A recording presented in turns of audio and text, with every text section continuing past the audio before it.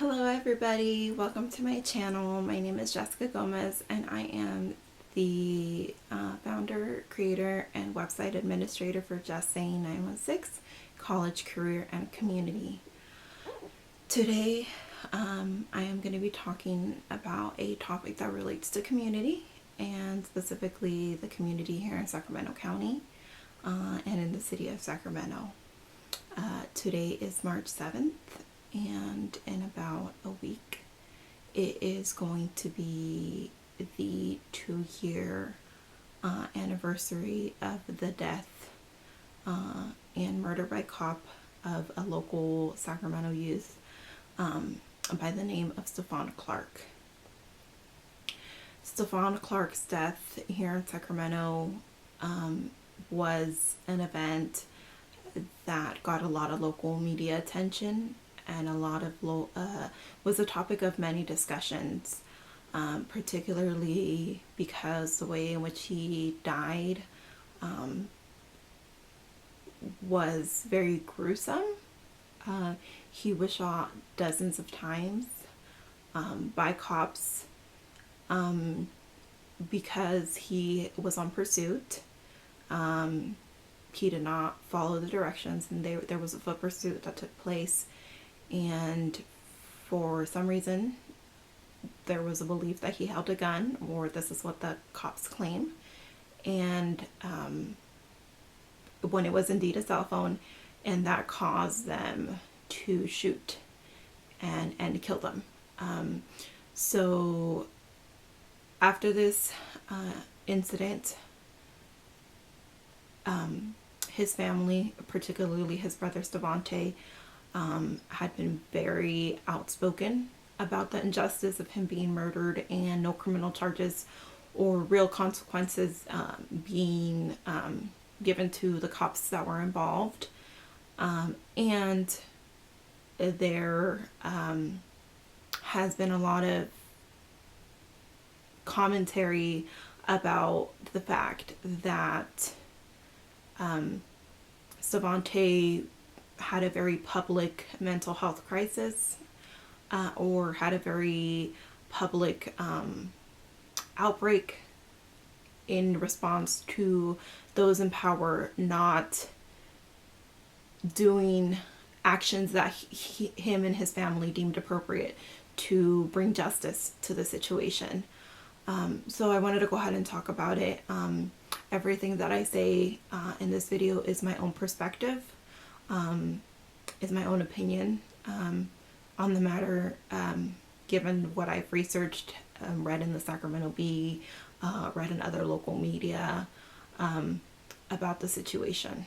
So I will start by saying that when I learned of Stephon's death, the first thing I thought was, where did he live?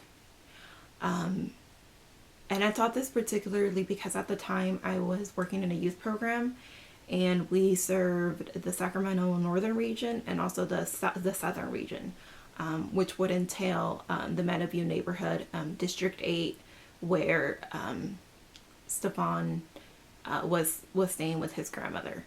So I remember thinking that and being really sad to learn that he had passed, and being upset that the media was characterizing it as the shooting of a criminal, given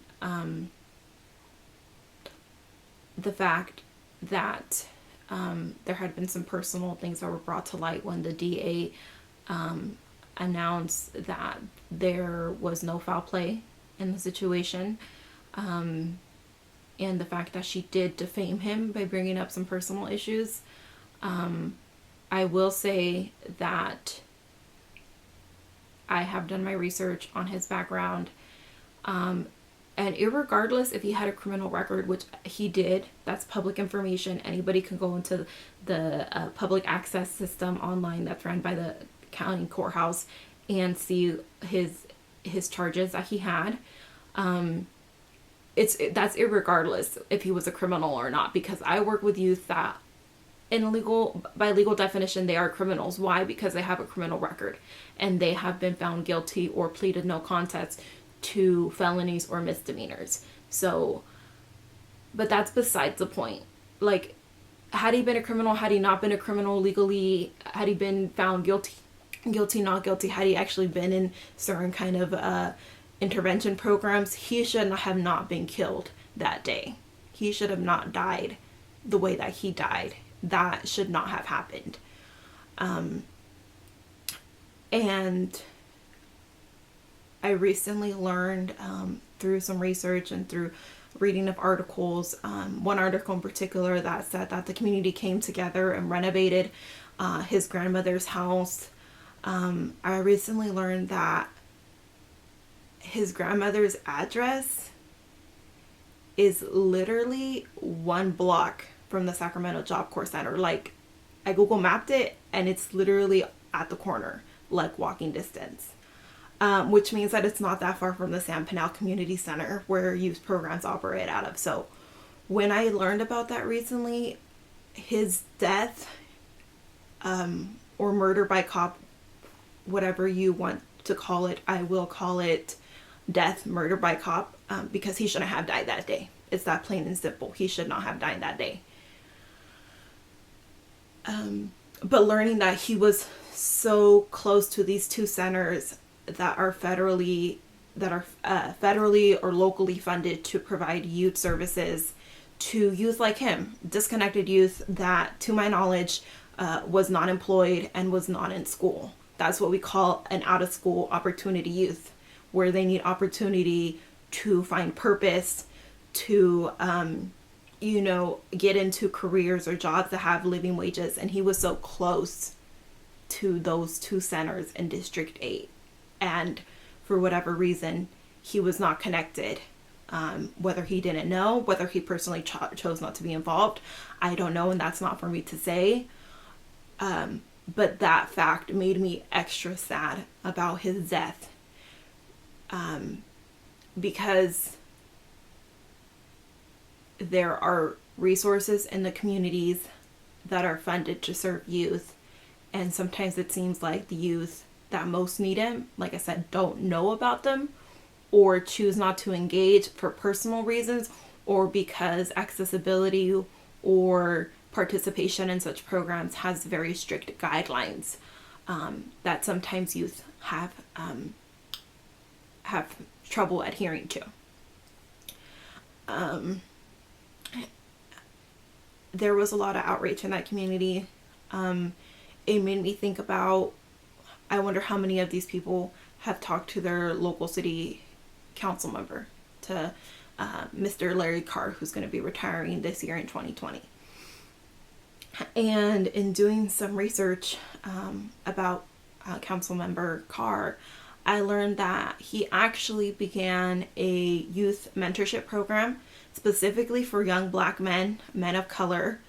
And it's called, and they recently actually did a conference called 100 Young Men of Color, and it's geared towards specifically men from that ethnic cultural community, learning about school, learning about opportunities related to employment and career exploration.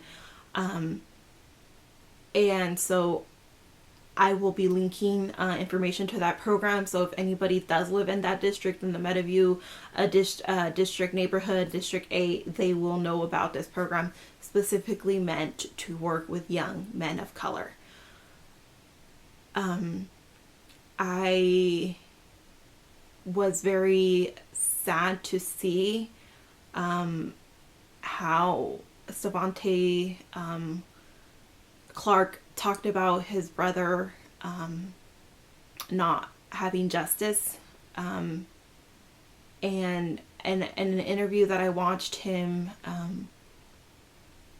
give about the settlement that the city of Sacramento settled, he talked about how he's really adamant about making sure his brother has a legacy and that his legacy is not forgotten, and that Stephon's name is not forgotten. And he also mentioned how impactful this whole occurrence is on his life, because they recently released a documentary about it, and I learned something that I didn't know. Stephon Clark's initials actually spell out SAC. His full name is Stephon Alonzo Clark, and that spells out SAC. And to me, that was very impactful, me learning that, because I think that there needs to be a real push for police policy to change the training and the policies that they have around their body cams.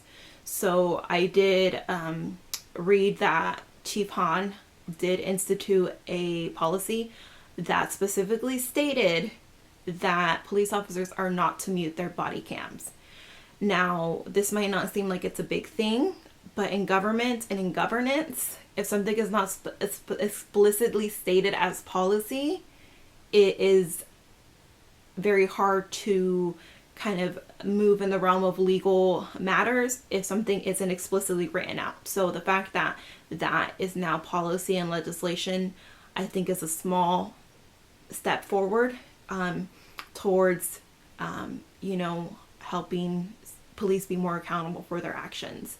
And so I was glad to hear about that. Back to this interview that I saw Stephon give, he was saying in the interview that he's young and this should have not happened to his brother, and why is it on him to mend the relationship between that particular community and police enforcement? That he's only 26 and he should be doing other stuff with his life, and why is it on him to really be that advocate and that median between those two communities? And hearing him say that, I think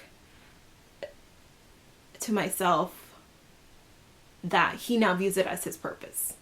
And I wonder if he had a purpose before. I don't know that he did. I don't know anything about him. But when I think about young men in my community, Mexican young men of color, I know that those that are disconnected from education and employment, a lot of times that's because they don't know their purpose. They don't have a passion. And if they do, they don't really know how to systemically and progressively make smart goals and choices to actually reach their goals. So I really would recommend to anybody living in that district, anybody who has nephews, sons that are young men of color, to reach out to mentoring programs, to reach out to the youth providers in your district. Because really, if we want to avoid situations where young people are disconnected from education and disconnected from employment and doing things in the streets and, hustling doing street activity, then we need to help our young people learn their purpose and gain passion for something. Because if you don't have passion or purpose for something, you're just going to be floating in life. You're going to be possibly hanging with the wrong people, possibly just not in a good state of mental health. And so it's very vital that we get our youth connected through churches, through nonprofit organizations in the community, to programs that can help young people find their purpose. And so in conclusion, like I said, go ahead and check the link below. I'm going to be linking some youth programs here in Sacramento. And please check out my website. I have a section of the website that's dedicated to matters that might be of interest to youth that grew up in the hood. I grew up in North Highlands, California. I currently still reside in North Highlands, California. And so I think that there's some resources, some spoken word that youth might find interesting, might find compelling, because at the end of the day, the hood's not going to change unless we really get people to believe that they have a purpose, and that there's reason for their existence, and that they can do something fruitful for the community. You know, at the end of the day, everybody in the hood is just trying to get paid. Everybody in the hood is just trying to get fed. You know, some people do work a 9 to 5 and others hustle through street activity, but everybody's just trying to get fed. Everybody's just trying to get fed and paid. And so go ahead and check those resources out. And check out a couple of the poets that I'm going to list. The quote that I just quoted is by a local poet. Her name is Jenny Spitz, and she's always dropping a lot of knowledge. You know, she was born in Oak Park. She's about 25, 26, and she is very much so about educating those young people in disadvantaged neighborhoods and encouraging them to pursue higher education. And you see this expressed in her pieces. So please go ahead and check it out. The website is justsaying916.com. And thank you for your time. And I hope, you know, we're all together in this, in trying to make Sacramento and its youth programs more widely known. And we can help youth really find their purpose and avoid situations that put them in contact with law enforcement.